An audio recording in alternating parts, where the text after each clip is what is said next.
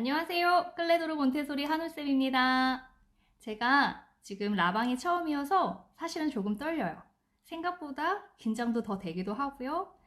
어디에 시선을 둬야 할지도 조금은 어려워서 먼저 양해 부탁드리겠습니다. 사실 어떤 종류가 되었든 기계 앞에만 서면 한없이 작아지는 사람이에요.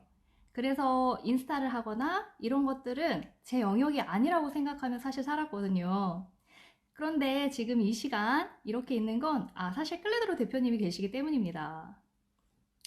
몬테소리 마니아, 몬테소리를 사랑하는 사람들은 이 몬테라는 단어 하나만으로도 동심일치가 돼요.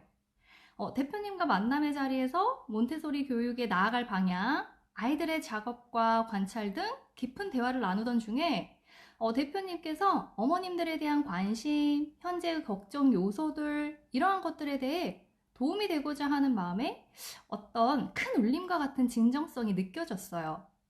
또한 이 클레도르 몬테소리 대표님의 목표 중 하나가 이렇게 좋은 몬테소리 교육이 변질되지 않고 본질을 지키며 뿌리 뻗어 나갔으면 하는 진심 등에 너무 격한 공감을 해서 여기까지 오게 되었습니다. 몬테소리를 사랑하시며 선한 영향력을 행하고 싶어 하시는 분이시더라고요. 끊임없이 연구하시고 또 경청하시고 방법들을 꾸준히 찾고 계세요. 그래서 클레도르에서 몬테소리를 만나는 어머님들께서는 방법론과 나아갈 방향 등 중심을 잘 잡으실 수 있을 것 같아요.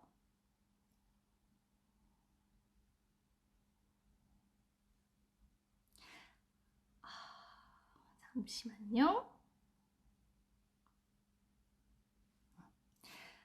그럼 이제 제가 누구인지 오늘 어떤 내용으로 라방이 진행될지 궁금하시죠?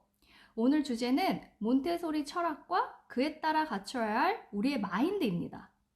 제 소개를 간략히 하겠습니다. 저희 맘소리 팀에서 제 별칭을 하늘로 지어주셨어요.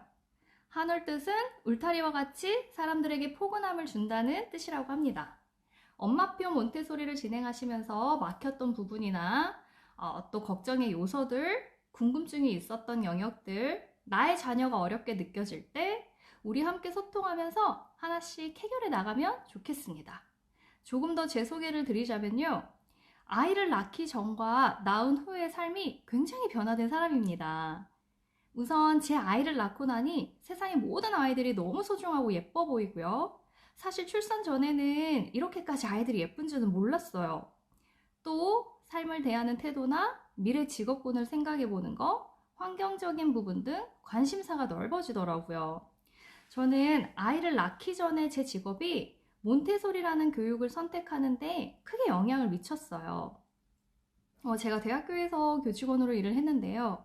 또 입학처에서도 일을 하면서 여러 학생들을 보고 이야기를 나눠보고요. 저 친구 정말 멋있다 라고 느껴지는 사람 있잖아요. 제가 그렇게 느낀 학생들의 공통점을 생각해보니 우선 공감 능력이 있고요. 이타심을 갖춘 사람, 또 사람 냄새가 나야 일단 그 사람이 더 궁금해지잖아요. 또 본인의 주관이 뚜렷해서 목표의식이 강한 사람, 독립적인 주체성이 강한 학생, 그래서 이런 성향들을 토대로 본인의 삶을 계획하며 열심히 달려가는 학생이었어요. 그리고 결국은 이뤄내는 거죠. 때로는 실패할 수도 있지만 다시 일어나는 힘, 세상을 살아가면서 가장 중요한 부분 중 하나라고 생각합니다. 우리는 부모로서, 저도 제 아이의 엄마로서 제 자녀가 조금 더 편하고 육체적, 정서적 등 여러 부분에서 아픔 없이 질적으로 풍부한 삶을 살길 바래요. 그러나 현실은 실패 한 번 없이 크든 작든 친구와의 불협화음 한 번 없이 자란다는 건 사실 너무 어려운 일이잖아요. 이야기가 자연스럽게 몬테소리 철학으로 넘어갈 수 있겠어요. 주체성, 이타심, 실패에 대한 회복 탄력성 등 모두 몬테소리 철학의 요소들입니다.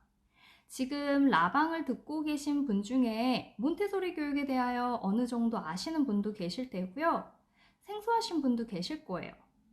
몬테소리 철학의 요소들은 빠뜨릴 것 없이 모두 너무 중요하지만 그중 제가 두 가지를 간추려서 오늘 이야기를 나누려고 합니다.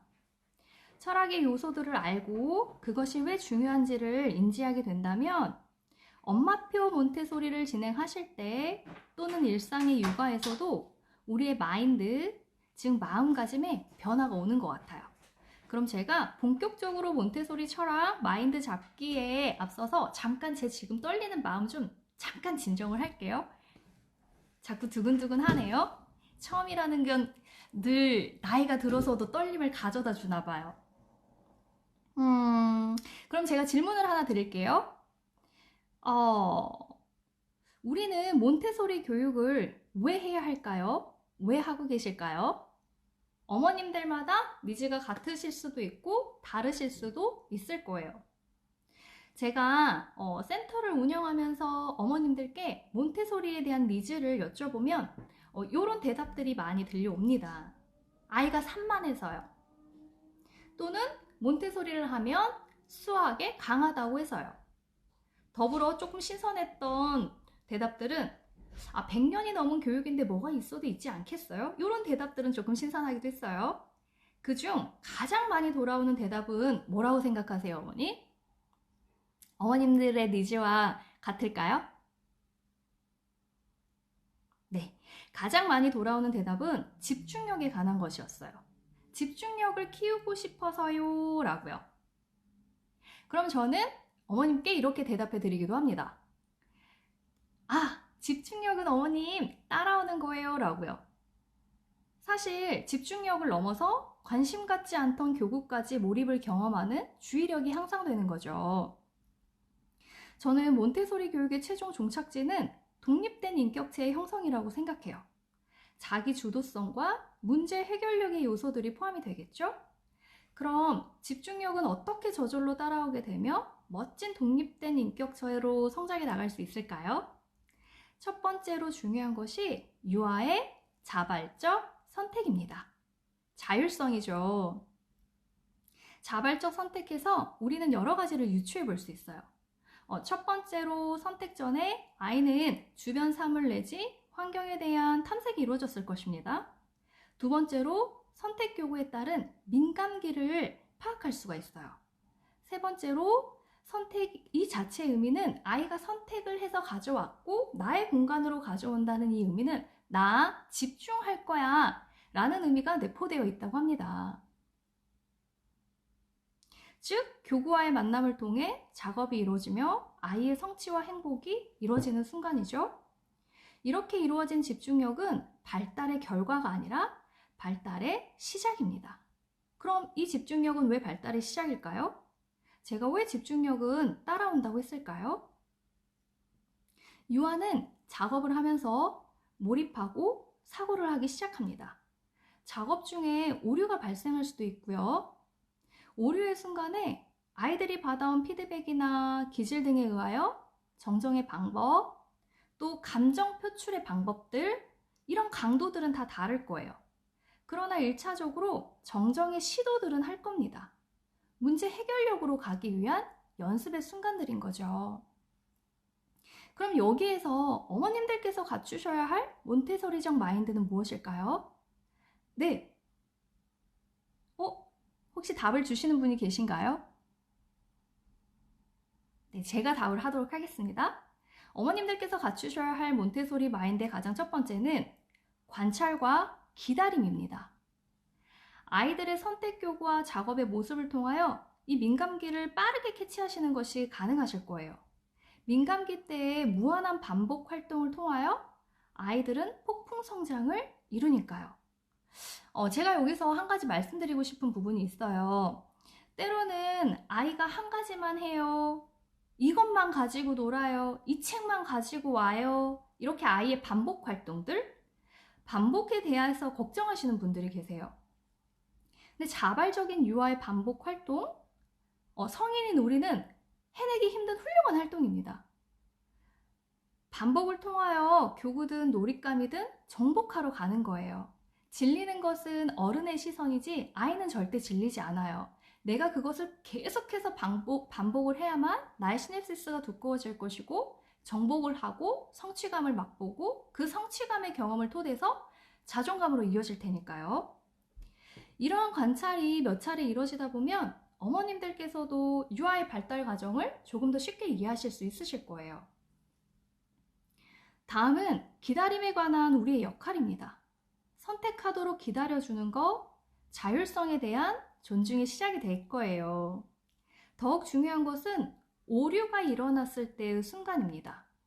아이가 해결하지 못하는 순간에 혹시 엄마인 내가 아니면 또는 아빠가 바로 개입하진 않았는지, 개입을 했다면 그 정도가 얼마쯤이었는지 체크해 보시면 좋을 듯 합니다. 오류의 순간 잠깐 기다리며 아이가 생각할 시간을 주셔야 하고요.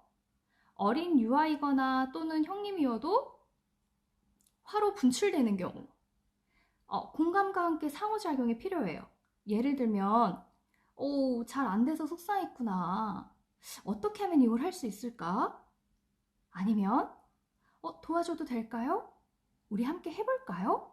이렇게 아이에게 물어보시는 거예요. 또는, 어떻게 하는지 엄마가 보여주고 싶어요. 볼 수 있을까? 그런데 준비가 안 되어 있다면 여기서도 또 어머님의 기다림이 필요합니다. 그리고 아이가 볼 수 있도록, 관찰할 수 있도록 도와주셔야 돼요. 아이에게 무언가의 제스처를 보여주실 때는 말과 행동을 같이 하지 않는 게 좋아요. 이거는 하나의 팁입니다. 그럼 아이는 들어야 할지 봐야 할지 헷갈릴 수 있다고 하기 때문이에요. 유아는 충동의 상황이 올 수 있지만 상호작용을 통해서 또는 아이 스스로 나의 신체와 마음을 조절하며 시도해 보려 할 거예요. 조절력의 형성이기도 합니다. 그렇게 어머니께서는 어느 정도 기다려주시는 시간, 자녀의 발달을 위해서 절대적으로 필요한 시간입니다.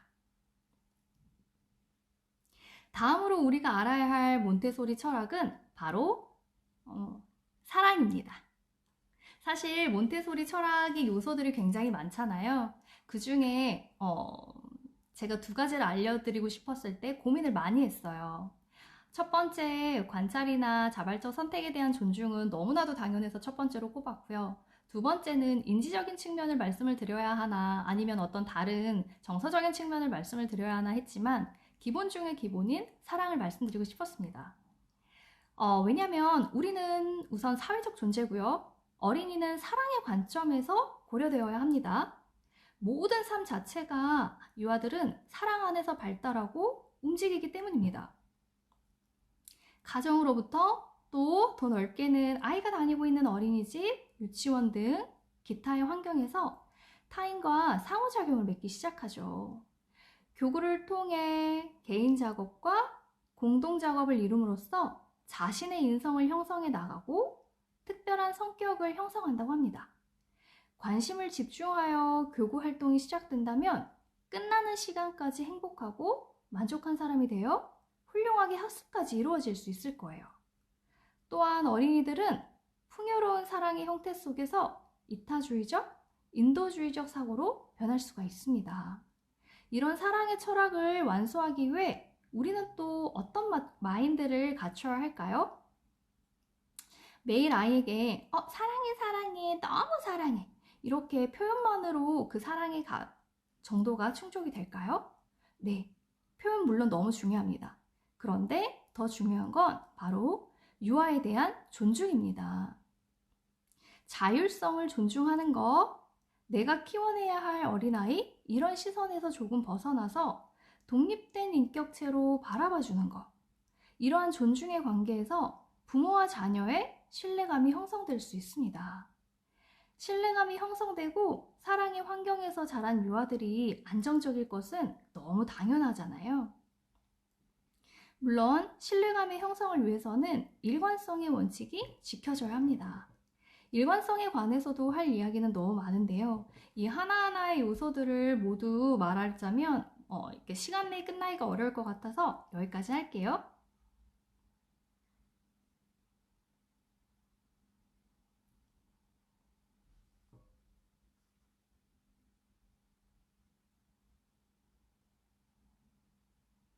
오늘은 몬테소리의 철학 요소 중 두 가지만 이야기를 드렸어요.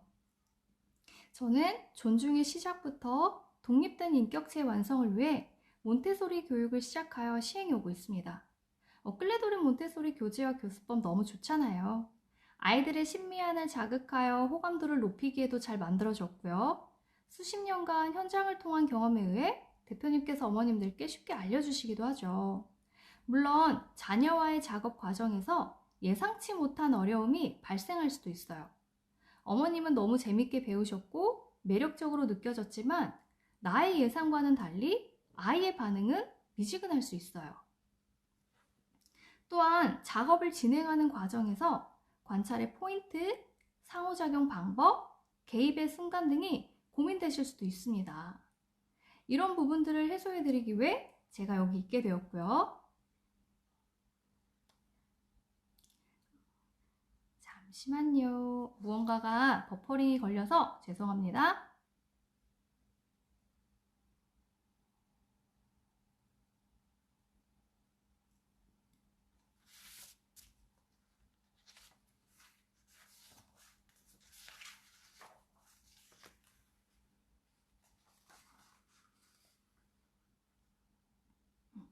어머니들께 마지막으로 한 가지 말씀드리고 싶은 부분이 있어요. 교구를 구비하신 분들은 잘 활용하시면서 몬테소리 교육을 실천하시면 될 것 같고요. 교구가 없으신 분들 또한 몬테소리 교육이 너무도 가능합니다. 기본적인 철학, 또 사랑하는 거, 그래서 존중해주고 관찰하며 기다리는 것 등 이런 요소들이 어우러지며 아이들이 일상의 삶을 살아가도록 도와주세요. 교구는 몬테소리 교육을 이루기 위한 매개체라는 말씀을 드리고 싶은 거예요.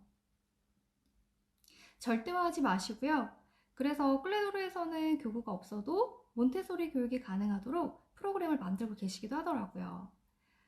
몬테소리 교육을 꾸준히 해온 결과 변별력, 인지력 등은 오히려 쉽게 키워지는 것이니 이것의 장점을 강조하고 싶진 않아요. 무엇이 진정 멋있게 느껴지는지 제가 현장에서 겪은 에피소드들을 나눠볼게요. 작업의 실패 시 아이들은 화가 나기도 하죠. 화를 분출하는 친구, 그냥 회피하는 친구, 바로 선생님에게 도와줘 하는 친구, 양상은 여러 가지로 나타나기도 합니다. 실패 시에 오류의 순간에 아이들의 마음을 공감하며 괜찮아, 속상했겠다, 같이 해볼까요? 한 번 더 하면 우리 할 수 있을 것 같아요. 예를 들어 유아가 쌓기 작업을 했어요. 그런데 무너졌다면 애써서 했는데 무너져서 속상하겠다. 우리 다시 해볼까? 또 해볼까? 재작업을 할 때 성취의 순간이 오죠. 그러면 또 어머님들은 이렇게 피드백을 해주실 수도 있으세요. 우리 누구누구가 끝까지 하니까 되는구나. 참기 힘들었는데 해내는 모습이 너무 멋있었어. 이렇게 예시를 들어드린 이유는 과정, 결과, 칭찬입니다. 결과만을 놓고 너무 잘했다, 잘했네 라는 칭찬보다 아이가 끝까지 해냈던 포인트, 무언가 정말 열심히 손을 꼼지락거리면서 움직였던 그런 순간들을 칭찬해 주시라는 거예요. 이러한 피드백에 꾸준히 노출된 친구들은 3세이든지 더 어린 친구들도 스스로 작업하면서 또는 친구에게 말하기도 합니다. 혀를 짧은 소리를 내가면서 괜찮아, 또 해, 또 이런 표현을 하기도 해요. 끈기와 실패에 대한 회복 탄력성이 형성되어 가는 거죠. 이런 순간의 감동은 사실은 웃음만으로는 표현이 안 되는 것 같아요. 아이들의 입에서 또라는 말이 나왔을 때, 아니면 말을 하지 않더라도 다시 해보고 그 끈기의 형성이 되어서 끝까지 해보려고 할 때 온몸의 전율이 아닐 수가 없습니다. 사실 몬테소리 교육의 이점을 말하라면 정말 신나게 떠들 수도 있는데요. 다른 것은 두고라도 어린아이 입에서 이런 것들이 나온다는 것, 반복의 활동의 결과이기도 합니다. 또 어머님들의 피드백, 상호작용을 어떻게 해주셔야 하는지, 피드백을 어떻게 해주셔야 하는지 그것에 내재화되는 결과이기도 할 거예요. 또 하나는 제 아이와의 에피소드를 이야기를 드리려고 합니다. 여기서 도치맘으로 비춰주면 안 될 것 같아 조금 자제하려고 하고요. 제가 되게 많이 떨리는 순간인데 제 아이 이야기가 나오니까 갑자기 되게 쿵쾅하던 심장이 조금은 진정이 되면서 싱글벙글해지기도 해요. 제 아이는 안타깝게도 얼굴이 되게 자유롭게 생겨가지고 엄마 입장에서는 좀 미안한 마음이 들어요. 그런데 본인이 가장 잘생긴 줄 알 만큼 우선은 자존감이 높은 편에 속하긴 합니다. 가끔은 제가 봐도 멋있는데요. 그 멋있다라는 게 이 아이의 어떤 얼굴이나 이런 것보다는 나타나는 행동, 받아왔던 피드백에 대해서 또 표출, 이런 것들이 멋있는 거죠. 첫 번째로는 스스로를 잘 돌봅니다. 몬테소리 영역 중에 자기 자신에 대한 배려가 있잖아요. 제 아이는 곧 초등학교 입학을 앞두고 있는 7살인데요. 유치원 다녀오면 가방 정리부터 샤워, 머리 감기, 로션 바르기까지 모두 스스로 하는 편입니다. 때로는 제가 아쉬운 마음이 들어요. 너무 크는 것 같고 또 어떨 때는 굳이 제가 해주고 싶은 마음이 들 때도 있어요. 그래서 엄마가 머리 감는 거 도와줄까? 라고 물어보면 이 아이는 제가 할 수 있는데요? 라고 거절해서 민망하기도 해요. 본인의 방이나 책상, 이불 정리도 스스로 하는 것이 연습되어 있어요. 제가 최근에 감동받았던 순간이 있었는데요. 아이가 헨리라는 가수 있잖아요. 그 가수가 바이올린 연주를 하는 걸 보더니 너무 멋있어 보였나 봐요. 바이올린을 배우고 싶어 해서 배우고 있는데 협주 중에 한 친구가 그날따라 유독 이제 실수가 조금 빈번했었나 봐요. 근데 선생님께서 이제 말씀을 해주셨는데 친구 옆으로 가더니 귓속말로 걔 이름을 불러주더래요. 그리고는 조금 의기소침한 친구에게 네가 만족하는 연주를 하면 되는 거야 라고 말을 했대요. 그동안에 저의 피드백이 이 아이한테 내재화돼서 표출되는 것 같아서 사실 저는 그때는 티를 안 내려고 되게 애썼지만 너무나 감동스러웠어요. 그런 말을 할 수 있다는 게. 저는 현재 어떤 학습지를 하거나 학습적인 것에 많이 노출하고 있지는 않아요. 그런데 이 아이가 학습이 되었든 예체능이 되었든 사람과의 어떤 사이가 되었든 배워가는 거, 앞으로 배워야 할 것은 모두 새로 마주해야 하는 것들이잖아요. 그럼 당연히 어렵겠죠. 그런데 힘든 순간이 오면 아이 스스로 이렇게 말하기도 합니다. 제가 하다 보면 또 잘하겠죠. 연습하면 되죠 라고요. 머리 그릇을 만들어 주려고 몬테소리 교육을 실행하면서 예를 썼고요. 또 상호작용의 방법을 많이 배우려고 했고 그것을 실천하려고 했어요. 예의도 중요시했고요. 제가 몬테소리를 배우지 않았다면 가끔씩 이렇게 우아한 엄마가 되는 거는 꿈도 못 꿨을 것 같아요. 매일 우아한 엄마가 못 되는 건 조금 슬프기도 하고 현실과 이상의 괴리감이 나타나기도 합니다.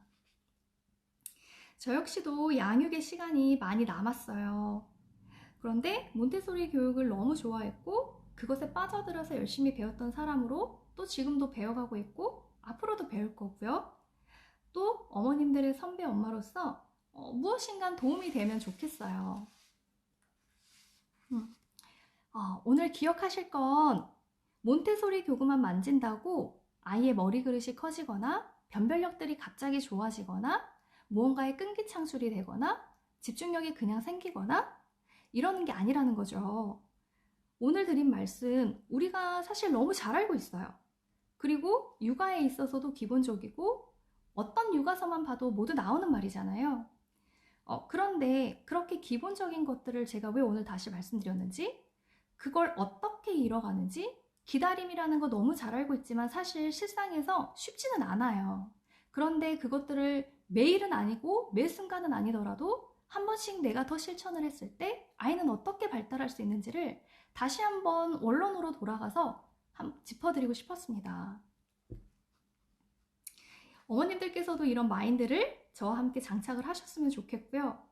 그에 따라 상호작용도 어떻게 아이와 달라지는지, 내가 또 결과 중심의 칭찬만 하지는 않았는지, 과정을 칭찬해 주려고 애를 썼는지 또 돌아보는 시간이 되셨으면 좋겠어요.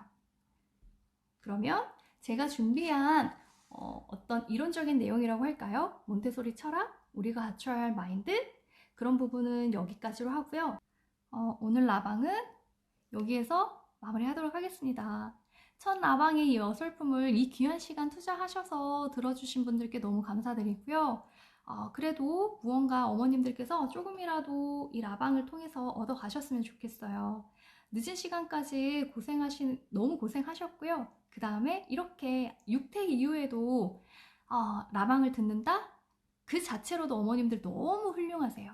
오늘 누군가는 아이와 100% 행복한 시간을 보내셨을 수도 있고 또 어떤 어머님들께서는 또 저를 포함해서 아이에게 마찰이 있었던 순간도 있잖아요.